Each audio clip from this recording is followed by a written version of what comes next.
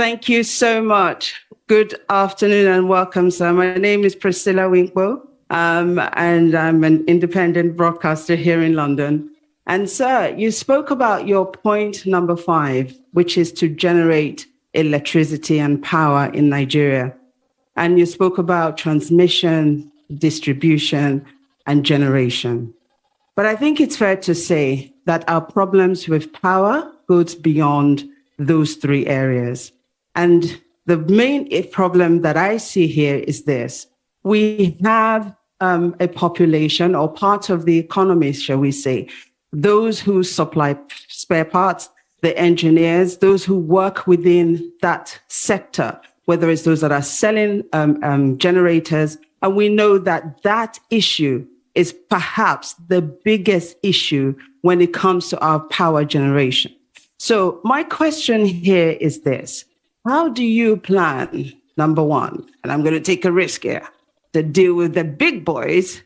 And how do you also plan to address that economy that will then no longer exist because you have generated power? Because I'm sure that they too will rise up against it. Thank you so much. Thank you very much. We did online have lots of questions about refining also. And so this is a key issue that people are asking question about.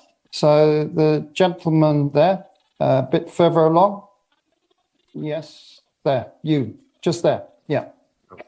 Please go ahead, introduce yourself. Thank you very much. Question. Good to see you, Peter. Paul Arkwright, I was the British High Commissioner to Nigeria from 2015 to 2018. And it's good to see you in London, sir. Thank you very much for your talk.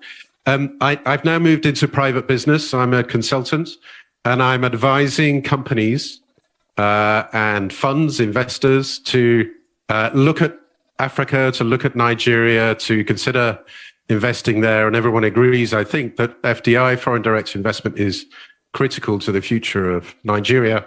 But at the moment, they're very cautious, and that's putting it diplomatically.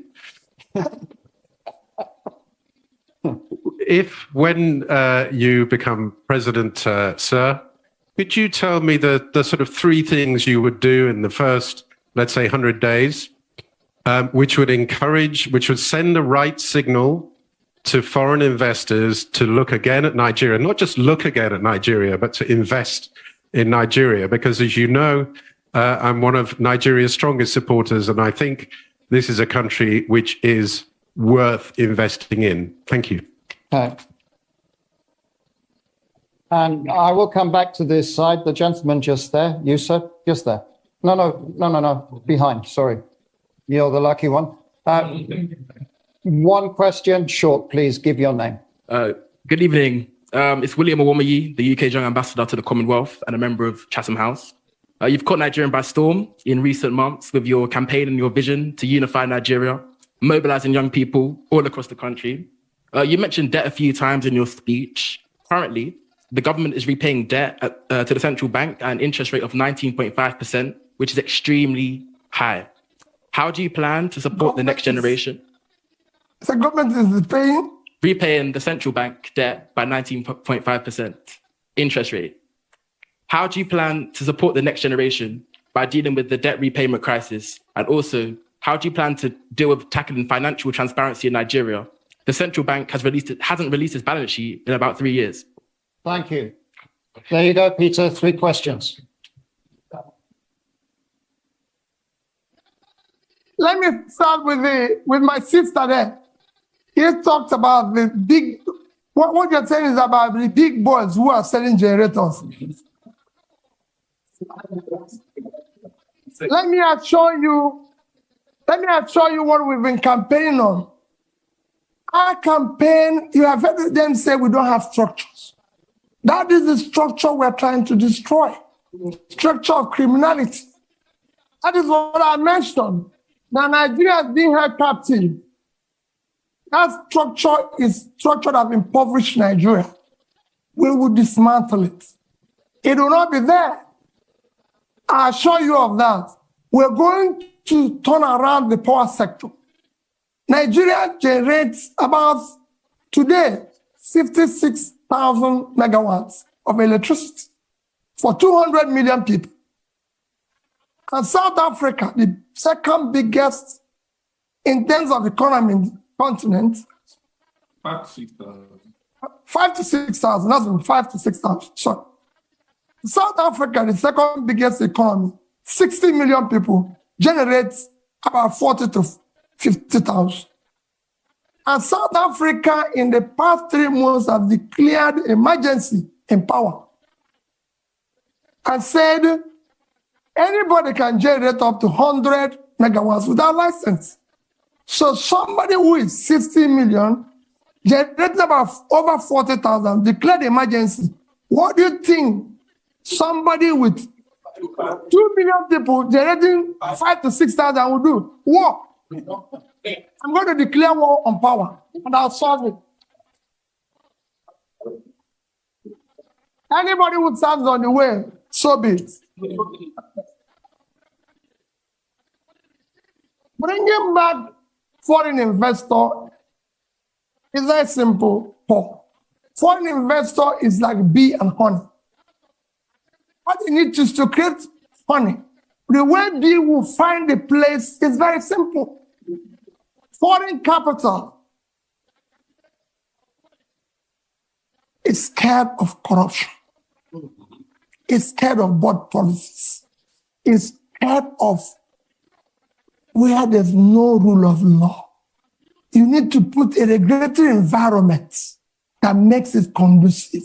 You need to secure it. That is at the heart of what Dati and I are offering. We will build that intangible assets of securing the country, making sure that we govern through rule of law. We will fight corruption. That they have a record.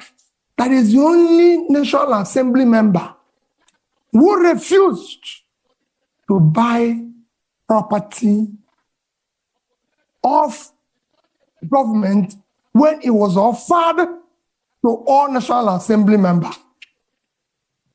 You can go and look at his record. If you have seen anywhere he has compromised or put himself in a transactional position. Now stop running. I know how I approached him, and I told him, I and you owe it to save our people. So we came together, and we came back and said, we'll work as a team. We'll solve this problem. Go and check my record. I've governed the state for 8 years, and I've challenged everybody while you were there. I've been the only governor till today. The day I left office, I was not owing salary, pension, gratuity, or any contract or any supplier. And I left in 3 banks in Nigeria, which I say every day. Access Bank of Nigeria, Fidelity Bank of Nigeria, and Diamond Bank. I left over $150 million. I didn't say naira. And I have over 30 billion naira. And Anambra State, you can go and verify. Never had a bottle. Anambra State have never bought me. There's no land allocated directly or indirectly by me, and I signed over several thousands of CFO. Anambra has never bought me a bottle of water since I left office. So you can go. We will fight and stop corruption. The first thing about stopping corruption is yourself. If you're not involved, your wife is not involved, your family is not involved, those around you are not involved, you reduce it by over 50%. And that's what I'm going to do. And I'm sure, Paul, you know that. We are committed. We can't disappoint these youth. We must build a new Nigeria. And we'll deal with that. Investors will come back. Those who left, even the young people who are today living, they'll come back. We want to bring them back. Nigerians are prepared to come back if they can find and have a country to go back to. This green passport, people must be proud to use it. On issue of capital, where do you find money? My young brother, there's nothing wrong in borrowing. Borrowing is a legitimate way of every government I've studied in the world borrow. Even Britain, as we speak, owes over 70% of their GDP. Every government I know lives on borrowing. Even Norway with 1.4 trillion sovereign wealth is owing. The economies of the world, the third biggest nation in the world is America. The debt of America today is almost 100% of their GDP. The second, China, is almost owing over 60% of their GDP. Japan owes over 230% of their GDP. But let me tell you the difference. Japan is owing over 230% of their GDP. They invested the money to save their economy. And in that, even with that, Japan is still the highest holder of US treasuries. So there's something they can fall back on.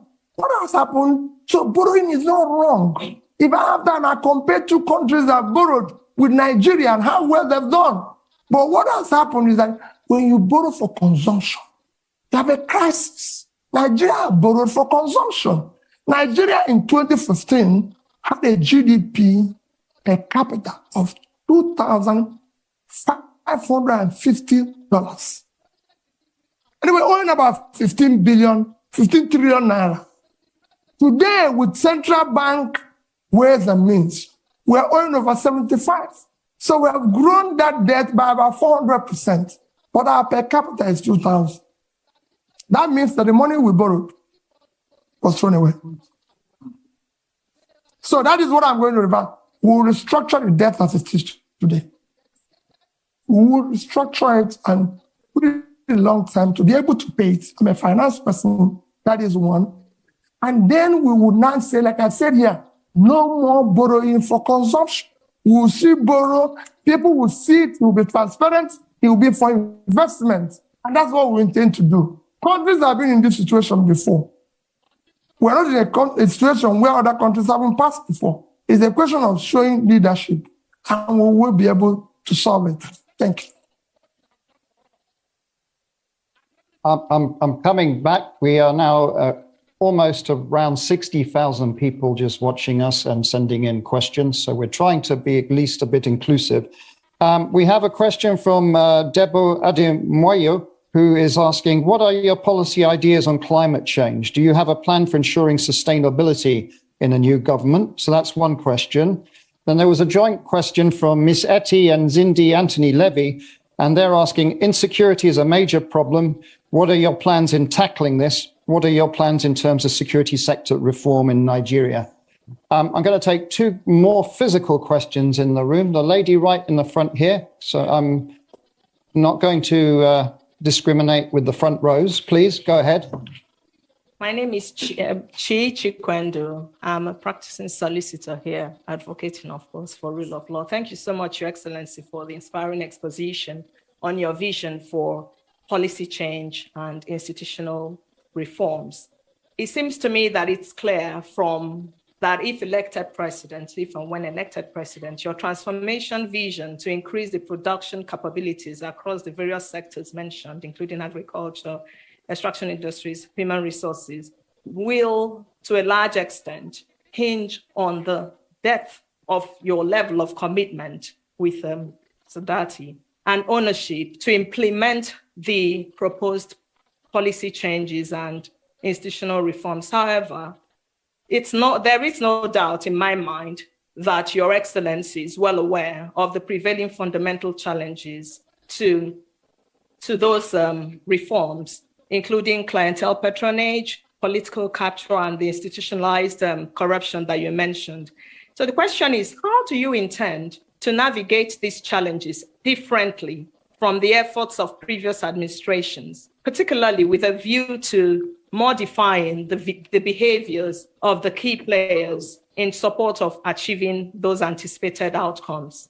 And I was very warmed when you mentioned you're broadening the scope of youth inclusion and women based on gender issues. So further, how do you intend to quell the current ethnic tensions ravaging our communities and consequently stagnating economic growth and development, and to implement a pragmatic mechanism for dealing with those societal concerns for equal... Please.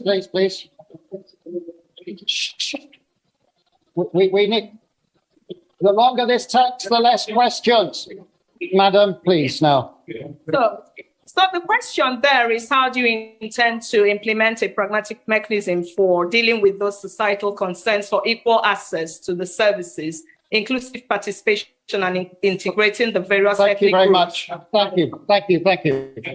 Peter, if you answer those questions, because that was more than one question.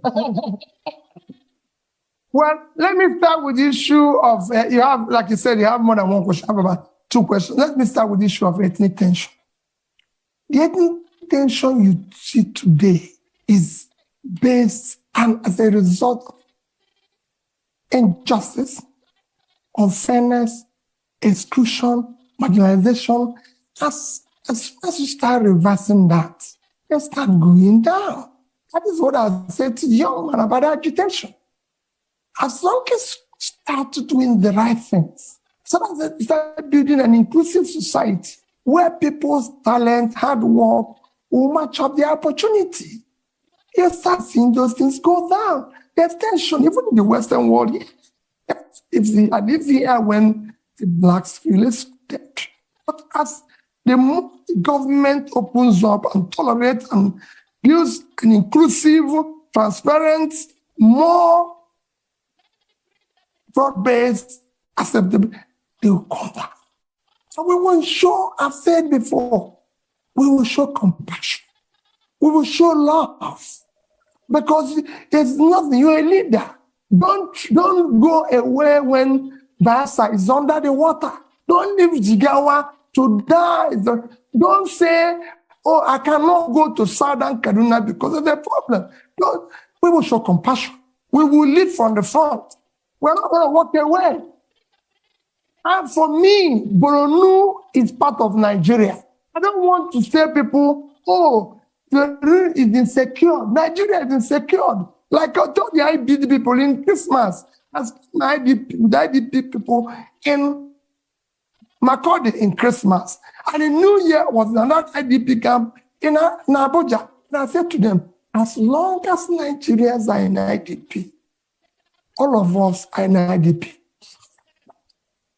I will not allow, and I know that you will not allow it, for any Nigerian to remain in IDP while we're sleeping in our mansions. Never. They must go back.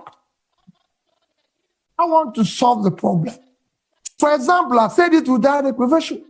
I must pull out the poverty that is devastating the north. The vast land in the north is far more in terms of assets and source of revenue generation and exports for Nigeria than the oil. It's very simple.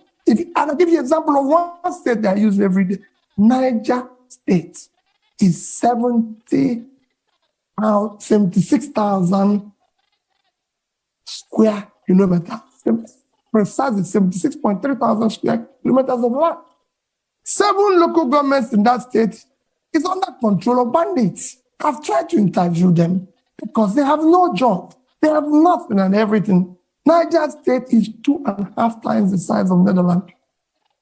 And Netherlands agricultural export last year was 120 billion. Why can't Niger State do 5% of that? They have arable land. And all they get from the revenue from the sharing, which is the consumption, is less than 50 billion naira. When they have minus their debts and everything. If they earn 5% of that is $6 billion. At 650 is about 4 trillion, 80 times what they get from here. We will change it. Somebody talked about tackling insecurity. I've said it extensively. It is our first commitment to secure Nigeria. Securing Nigeria is not impossible. I secured Anambra State has gone. It won't be different. I've said we will deal and talk with those we will win. We'll talk with those who are winnable. It will be carrot and stick. And those who don't, we will deal with them. We're not going to shy away. Nigeria must be secured. It's a country. Every country must be secured. But we're not going to walk away from a problem. We'll deal with it. We have our armies and military used to secure Africa. So this is time to go back and resonate that spirit in which they used to secure Africa to secure Nigeria. And we will deal with it. So there's right at the front here, there's a gentleman there. I'm going to take 3 questions and then I think the clock is going to have had its say. Short and sharp, please. Okay, go ahead. Sure. Hi, good afternoon. My name's Alexis Akwajiram. I'm the managing editor of Semaphore Africa. My question is, if you become the next president, would you seek to keep the current central bank governor or replace him? And please explain your answer. The gentleman in the middle there. Yeah. Please.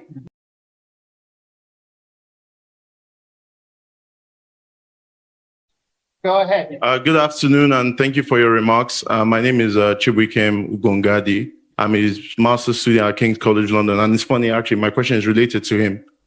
Given the debacle at the central bank currently and their conduct over the past 8 years, what is your view on central bank independence as a tool to improve economic growth? And how will you what will you do about the leadership at the central bank when you become president in order to make sure that their principles are in line with yours on monetary policy? Thank you very much. The lady over there. Yes, madam, you. Yes, but sharp, please. There's a microphone just here. It's next to you, just there, please. Aha. Your Excellency, good afternoon. So my question here is this: you talked about restructuring. As you're aware, Nigeria can barely service its external debt. Nigeria can barely service its external debt. Our current external debt, we cannot service it, or we're finding difficult to service it. Now, when you become president, how do you intend to restructure our external debt without actually downgrading our rating in the market? Thank you. Thank you. And your name, just so we have it. Okay, thank you. And then if we move the microphone to the lady just there, last question. Yes. Good afternoon. Nice to see you again, Mr. Obi. My name is Kenneth Chukwuwaba. I'm a PhD candidate at the University of Cambridge. I study public-private partnerships in education. I read your manifesto, and it seems PPPs are taking a central stage in education sector. So I wanted to ask, what is your rationale for involving private actors in public education, and what governance structures would you put in place to ensure the accountability of these actors in a sensitive sector such as education? Thank you. Thank you very much. My apologies. We've run out of time now. I'm watching the clock.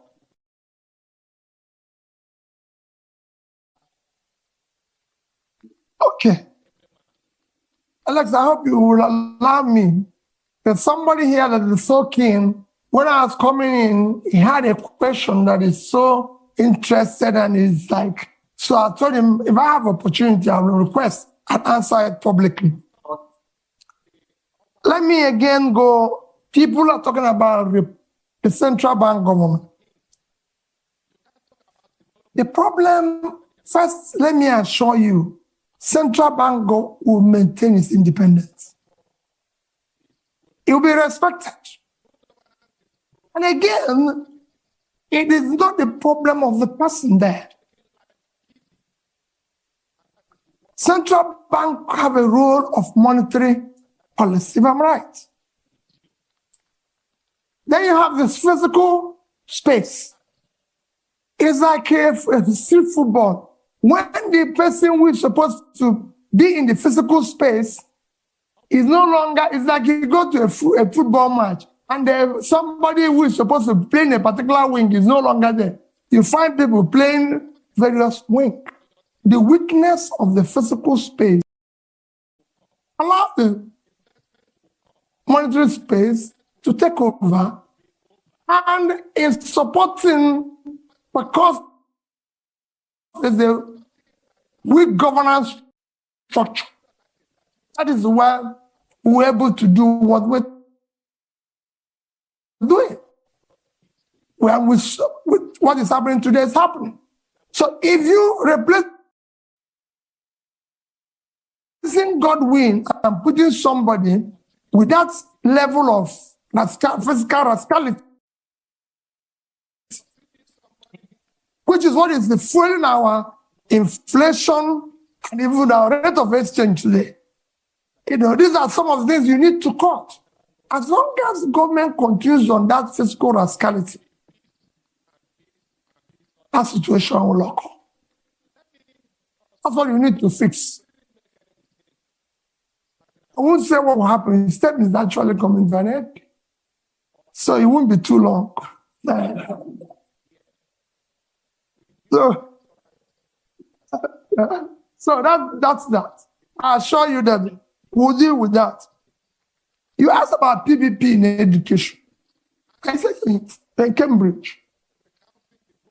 Is Cambridge run by British government?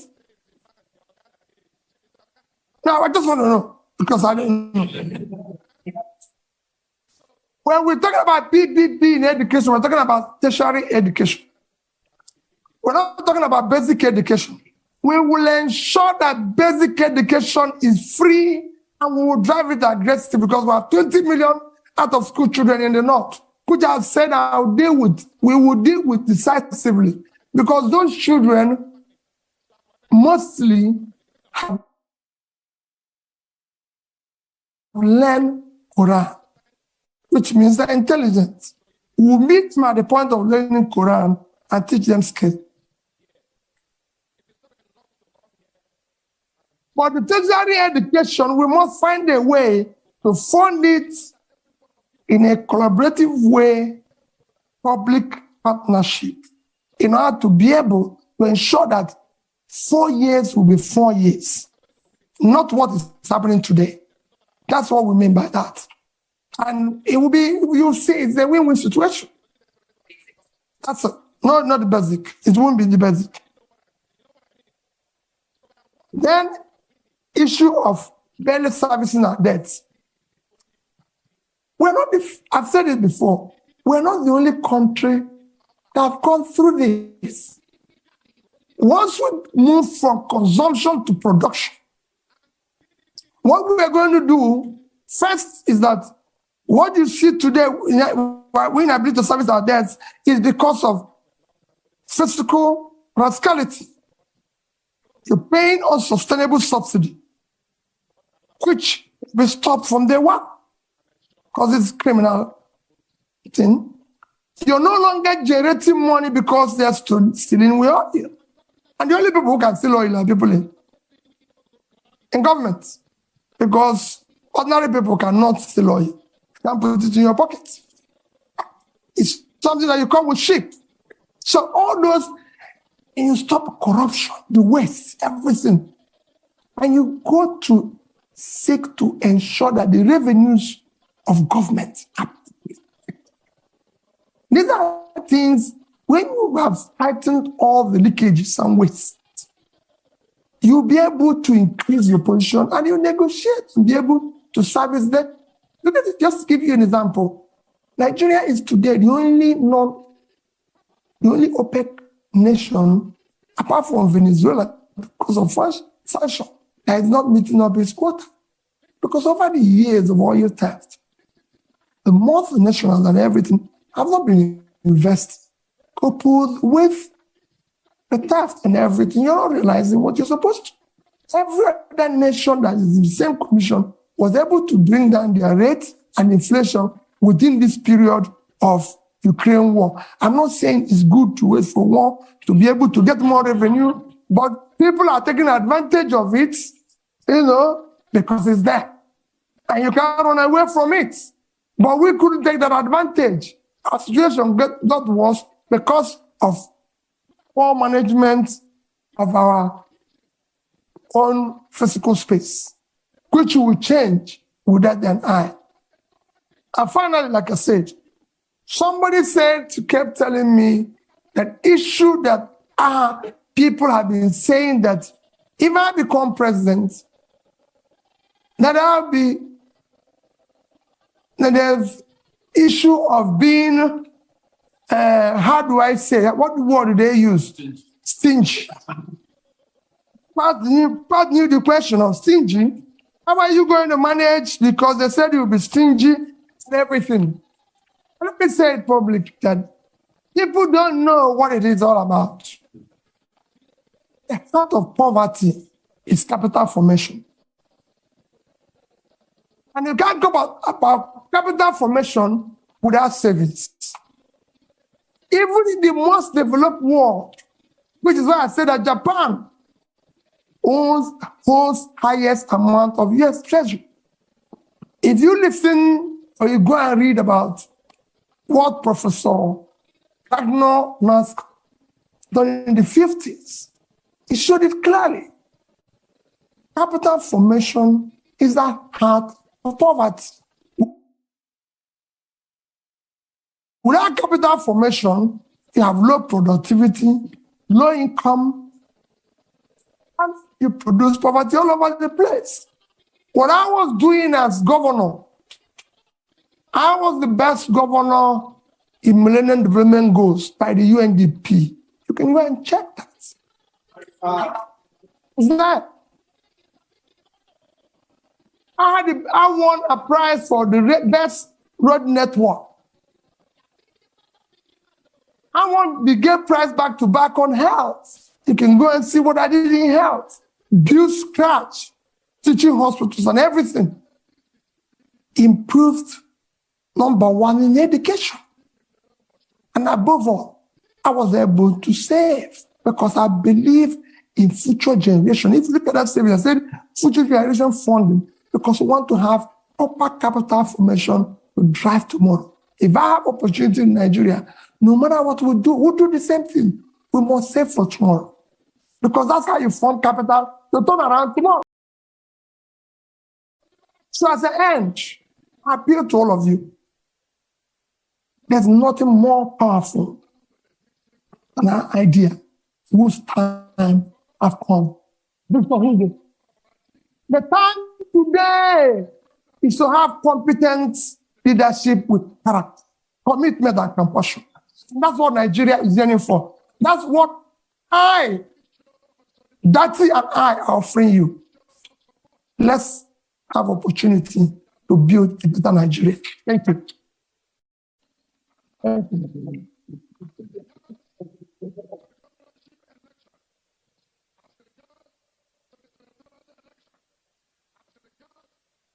A couple of announcements. First of all, INEC chair speaking here tomorrow, same time, 1 o'clock. You're welcome. It's also going to be live streamed. NNPP presidential candidate Wednesday, same time.